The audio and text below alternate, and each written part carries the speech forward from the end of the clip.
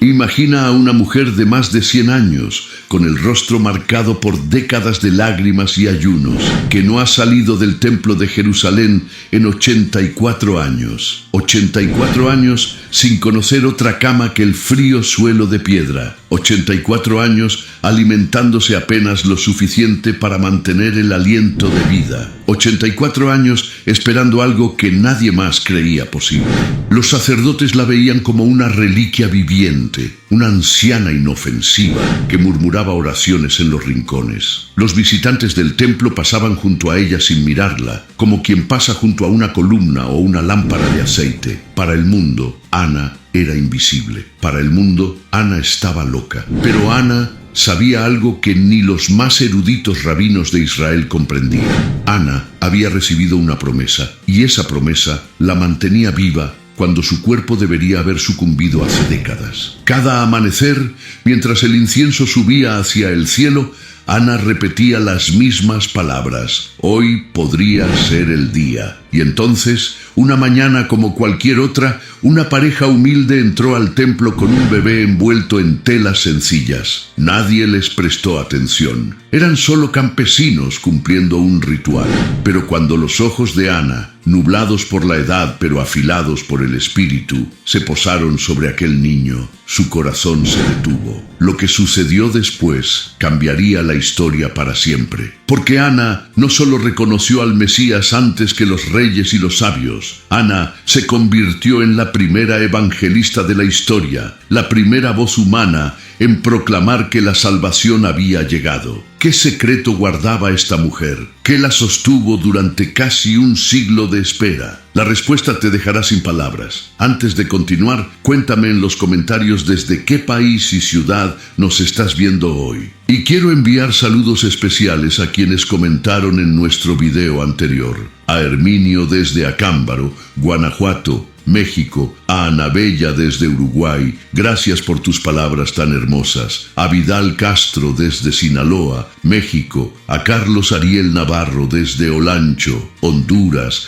a José desde Nicaragua que disfruta nuestros videos, a nuestro amigo desde Paraguay, Nueva Esperanza, Canendillú, a Santiago y Artemio Ortiz Benítez y a Verónica que nos acompaña fielmente. Dios los bendiga a todos. En las colinas de la tierra de Aser, donde las antiguas tribus de Israel habían sembrado olivos y viñedos durante generaciones, nació una niña que cambiaría la forma en que entendemos la espera y la fe. Su nombre era Ana, que en hebreo significa gracia o favor divino, y desde sus primeros días algo en ella era diferente. La tribu de Aser había sido profetizada por Jacob en su lecho de muerte. De Aser vendrá pan sustancioso y él dará deleites de rey. Era una tribu conocida por su abundancia, por sus tierras fértiles y sus aceites preciosos. Pero Ana no encontraría su propósito en la prosperidad material. Su destino estaba tejido con hilos invisibles de oración y sacrificio. Los rabinos antiguos cuentan que Aser fue la tribu que proveyó aceite para el templo de Jerusalén, el aceite que mantenía encendida la menorá perpetua. Y Ana, hija de Fanuel, llevaría esa misma llama en su interior, una luz que nunca se apagaría, alimentada no por aceite de oliva, sino por una devoción inquebrantable. Creció en un hogar donde las escrituras se respiraban como el aire. Su padre, Fanuel, cuyo nombre significa rostro de Dios, le enseñó desde pequeña que el Todopoderoso no era una deidad distante, sino un padre que anhela la comunión con sus hijos. Mientras otras niñas aprendían a tejer y preparar alimentos, Ana aprendía a tejer oraciones y preparar su corazón. Dicen los antiguos textos que Ana mostraba una sensibilidad espiritual poco común. Podía sentir la presencia divina en el viento que movía los campos de trigo, en el silencio de las noches estrelladas, en el murmullo de los arroyos que descendían de las montañas. No era una mística extraña, ni una ermitaña antisocial. Era simplemente una joven cuyo corazón latía al ritmo del cielo. cielo. Cuando llegó la edad de contraer matrimonio, Ana aceptó la unión con un hombre cuyo nombre la historia no ha conservado, pero cuyo amor dejó una marca indeleble en su alma. Fue un matrimonio breve, apenas 7 años, pero en esos 7 años Ana conoció la plenitud del amor humano y la dulzura de la compañía. Algunos estudiosos sugieren que Ana nunca tuvo hijos durante esos 7 años y que esta ausencia de descendencia la preparó para algo mayor, convertirse en madre espiritual de una nación entera, en la voz que anunciaría al Hijo que salvaría al mundo. Lo que Ana no sabía, mientras disfrutaba de aquellos años de felicidad conyugal, era que Dios estaba preparándola para una misión que requeriría perderlo todo. Porque a veces, para ganar lo eterno, hay que soltar lo temporal. Y Ana estaba a punto de aprender esta lección de la manera más dolorosa. La muerte llegó sin anunciarse, como siempre lo hace. Un día, Ana era esposa. Al siguiente, era viuda. 7 años de matrimonio se desvanecieron como el rocío de la mañana, dejando solo el eco de una felicidad que nunca volvería. En aquella época, ser viuda significaba ser vulnerable. Sin esposo, una mujer quedaba a merced de la caridad de sus parientes o de la incertidumbre de un segundo matrimonio. La sociedad esperaba que Ana, aún joven y en edad fértil, buscara otro esposo que le diera hijos y seguridad. Pero Ana escuchó una voz diferente. En el silencio de su duelo, en las noches interminables, donde las lágrimas empapaban su almohada, algo comenzó a germinar en su corazón. Una convicción, un llamado, una certeza que desafiaba toda lógica humana. Ana decidió no volver a casarse. Decidió consagrar el resto de su vida a un solo propósito: buscar el rostro de Dios hasta encontrarlo. Y el lugar donde esa búsqueda tendría lugar sería el templo de Jerusalén. Los textos antiguos nos dicen que Ana no se apartaba del templo,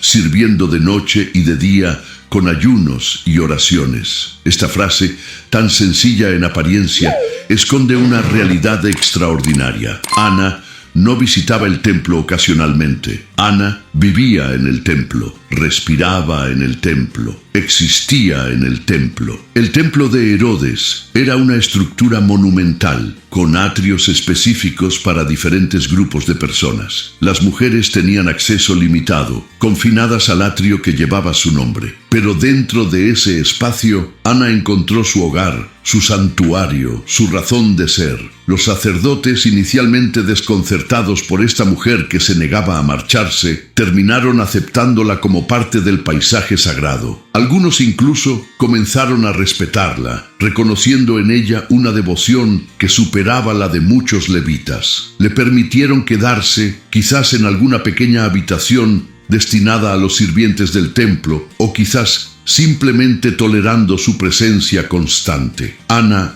ayunaba. No el ayuno ocasional que practicaban los fariseos para mostrar su piedad, sino un ayuno continuo, sistemático, que reducía su cuerpo a lo esencial mientras expandía su espíritu hacia lo infinito. Comía solo lo necesario para sobrevivir, dormía solo lo indispensable para funcionar.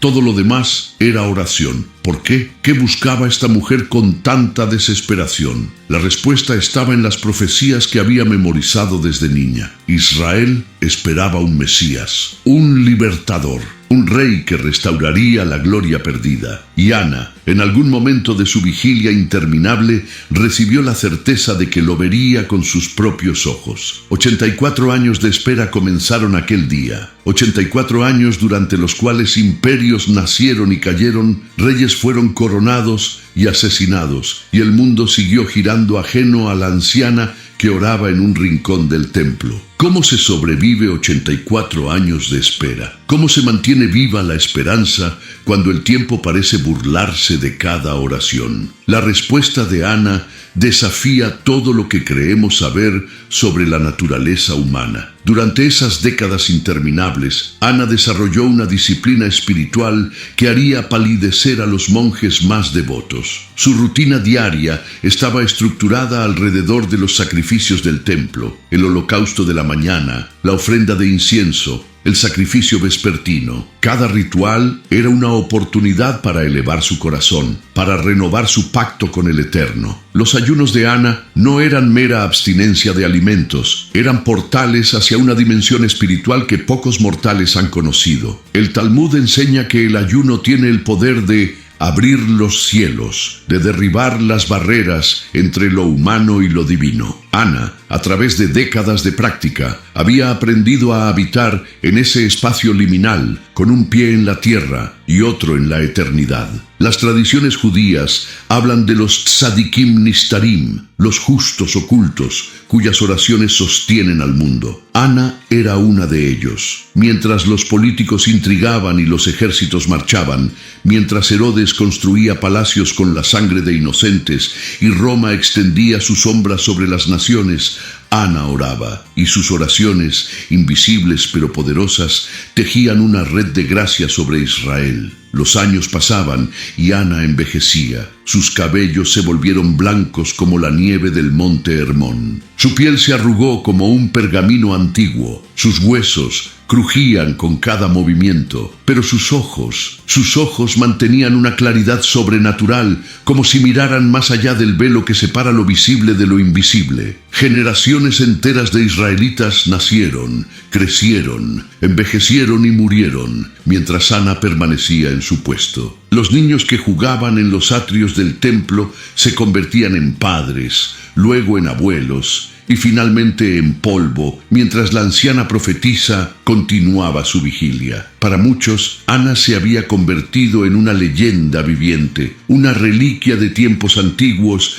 que nadie recordaba joven. Hubo momentos de duda, sin duda, noches oscuras del alma donde la promesa parecía imposible, donde la muerte susurraba que había esperado en vano. Pero cada amanecer, cuando la luz del sol bañaba las piedras doradas del templo, Ana renovaba su compromiso. Un día más, se decía, quizás hoy. Y entonces, finalmente, después de 84 años de ayunos y oraciones, de lágrimas y esperanzas, ese día llegó. No con trompetas ni con ejércitos, no con señales en el cielo ni con terremotos. Llegó en los brazos de una joven campesina de Nazaret, envuelto en pañales humildes, tan pequeño que cabía en el hueco de 2 manos unidas. Era un día ordinario en el templo. El incienso ascendía como siempre. Los levitas cantaban los salmos prescritos. Los adoradores entraban y salían cumpliendo sus votos y obligaciones. Nada sugería que aquel día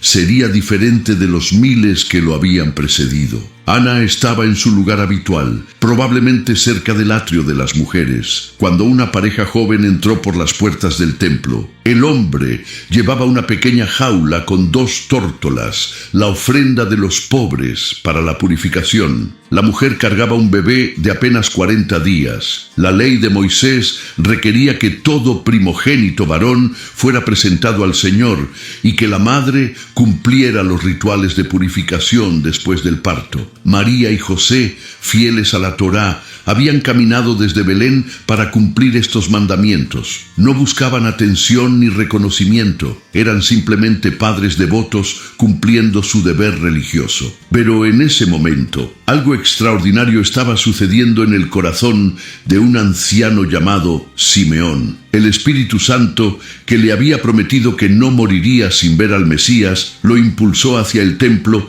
con una urgencia irresistible. Cuando sus ojos se posaron sobre el bebé en brazos de María, supo inmediatamente que su espera había terminado. Ana, desde su posición, observó cómo Simeón tomaba al niño en sus brazos. Escuchó sus palabras proféticas, su cántico de alabanza, su bendición sobre los padres. Y entonces el mismo espíritu que había guiado a Simeón descendió sobre ella con una fuerza que no había sentido en décadas. Sus piernas, debilitadas por la edad y el ayuno, cobraron nueva fuerza. Su corazón, acostumbrado al ritmo pausado de la vejez, comenzó a latir con la intensidad de una juventud renovada. Sus ojos, que habían visto nacer y morir a generaciones, ahora contemplaban al que existía antes de todas las generaciones y existiría después de todas ellas. Ana se acercó. No sabemos si las lágrimas corrían por sus mejillas arrugadas, si su voz temblaba de emoción, si tuvo que sostenerse de las columnas para no caer. Lo que sabemos es que en ese momento toda una vida de preparación encontró su propósito. 84 años de ayunos y oraciones culminaron en ese instante de reconocimiento. El texto bíblico dice que Ana daba gracias a Dios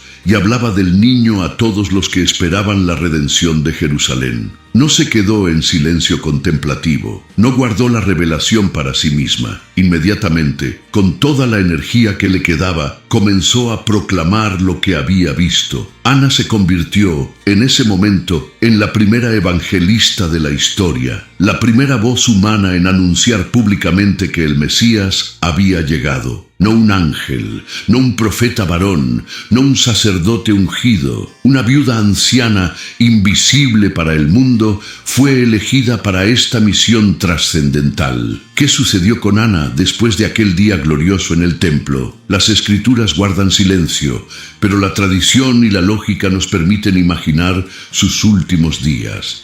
Es probable que Ana no viviera mucho tiempo después de ver al Mesías. Su misión estaba cumplida, su promesa realizada, su espera terminada. Como Simeón, que cantó «Ahora despides a tu siervo en paz», Ana podía finalmente descansar. Había corrido la carrera, había peleado la buena batalla, había guardado la fe. Pero antes de partir, Ana dejó un legado que resuena hasta nuestros días. Su testimonio fue preservado por Lucas, el evangelista médico, quien probablemente lo recibió de fuentes cercanas a María. El hecho de que Lucas dedicara espacio a esta anciana, en un evangelio donde cada palabra era preciosa, habla de la importancia que la iglesia primitiva otorgaba a su historia. Ana representa algo que el mundo moderno ha olvidado: el poder de la espera activa. No era una espera pasiva, resignada, derrotista. Era una espera llena de propósito,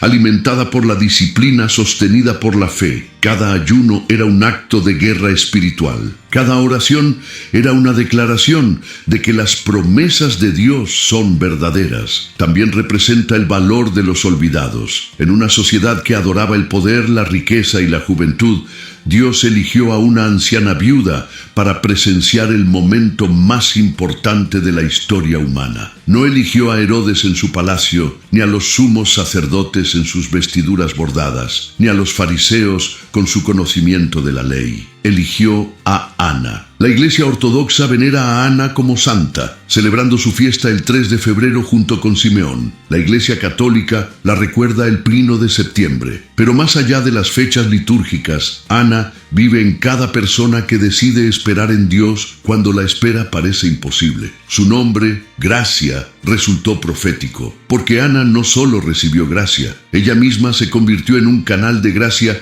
para todos los que escucharon su testimonio. Los que esperaban la redención de Jerusalén encontraron en sus palabras la confirmación de sus esperanzas más profundas. El Talmud enseña que hay 7 profetisas reconocidas en Israel: Sara, Miriam, Débora, Ana, la madre de Samuel, Abigail, Hulda y Esther. Pero Ana, la profetisa del templo, merece un lugar especial en esta lista, porque mientras las otras profetizaron sobre eventos futuros o presentes de su tiempo, Ana profetizó sobre el cumplimiento de todas las profecías, la llegada del Mesías prometido. Cuando contemplamos la vida de Ana, no podemos evitar preguntarnos: ¿qué tenía esta mujer que la hizo digna de tan extraordinario privilegio? ¿Por qué ella, entre todos los habitantes de Jerusalén, fue elegida para reconocer y proclamar al Mesías? La respuesta, creo, está en la naturaleza de su espera. Ana no esperaba pasivamente, como quien aguarda un autobús que puede o no llegar. Ana esperaba activamente, invirtiendo cada fibra de su ser en la preparación para el encuentro. Sus ayunos no eran castigo autoimpuesto, eran entrenamiento espiritual. Sus oraciones no eran repeticiones vacías, eran conversaciones íntimas con el Todopoderoso. En un mundo obsesionado con la gratificación instantánea, donde queremos todo ahora mismo y nos frustramos si una página web tarda más de 3 segundos en cargar, Ana nos confronta con una verdad incómoda. Algunas cosas valen la pena esperar 84 años. Algunas promesas requieren toda una vida de fidelidad antes de cumplirse, pero hay más. Ana nos enseña que la edad no es un obstáculo para el servicio a Dios. En una cultura que descarta a los ancianos como improductivos y obsoletos, Dios elige a una mujer centenaria para la misión evangelística más importante de la historia. No hay fecha de caducidad para el propósito divino. No hay retiro en el reino de los cielos. También aprendemos de Ana el poder de la persistencia silenciosa. Durante 84 años, nadie escribió artículos sobre ella. Ningún periódico cubrió su historia. Ninguna multitud aplaudió sus ayunos. Ana sirvió en el anonimato total, vista solo por Dios y por unos pocos que probablemente la consideraban excéntrica. Pero Dios estaba mirando. Dios estaba contando cada lágrima, cada oración, cada día de fidelidad. Y cuando llegó el momento, Dios la honró públicamente.